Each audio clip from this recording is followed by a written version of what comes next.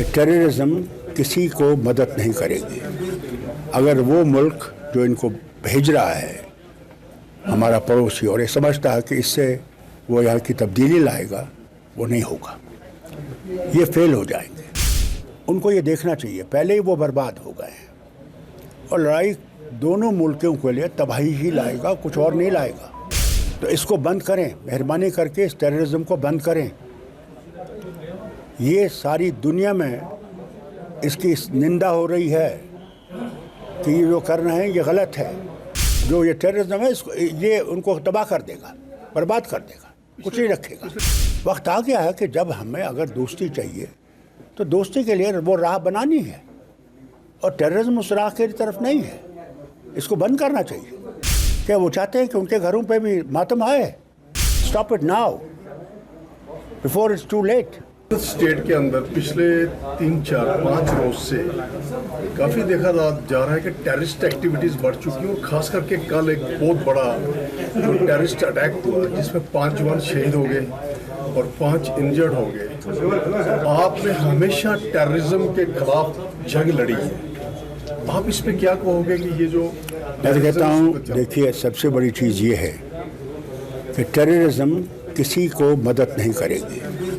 अगर वो मुल्क जो इनको भेज रहा है, हमारा पड़ोसी, और ये समझता है कि इससे वो यहाँ की तब्दीली लाएगा, वो नहीं होगा, ये फेल हो जाएंगे।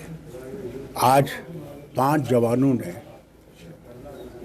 शहादत दे दी है, 5 सीरियसली अस्पताल में हैं। क्या इससे बॉर्डर बदलेगा? क्या इससे, बल्कि इससे तो मुझे डर ये है कि कहीं हमारे लोगों का वो लावा इतना भर जाए कि हम लोगों को लड़ाई पे आने पड़ा। उनको ये देखना चाहिए पहले ही वो बर्बाद हो गए हैं, और लड़ाई दोनों मुल्कों के लिए तबाही ही लाएगा, कुछ और नहीं लाएगा। तो इसको बंद करें, मेहरबानी करके इस टेररिज्म को बंद करें।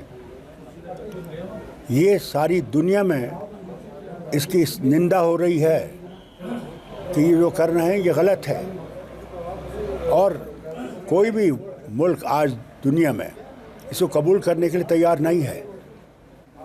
सब इसके खिलाफ है, और जो ये कर रहे हैं उसे क्या हो क्या रहा है, उनको मिलेगा क्या? क्या मिलेगा? उन जवानों के घरों में मातम होगा आज, और वो कह रहे होंगे कि आप क्यों बैठे हो और कुछ कर नहीं रहे हो।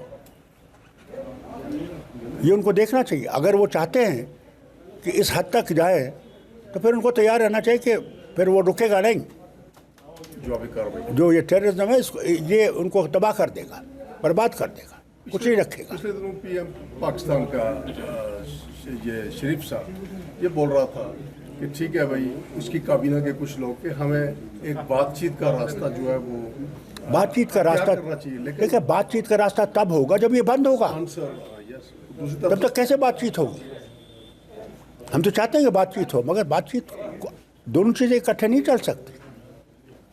वक्त आ गया है कि जब हमें अगर दोस्ती चाहिए तो दोस्ती के लिए वो राह बनानी है, और टेररिज्म उस राह की तरफ नहीं है।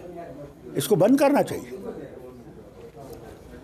और उनको इसके लिए सख्त कदम उठाने चाहिए। आपकी क्या सहानुभूति है जो जवान शहीद हुए हैं इस देश के लिए, जो टेररिस्ट? आज ही नहीं, साल से हमारे जवान शहादत दे रहे हैं।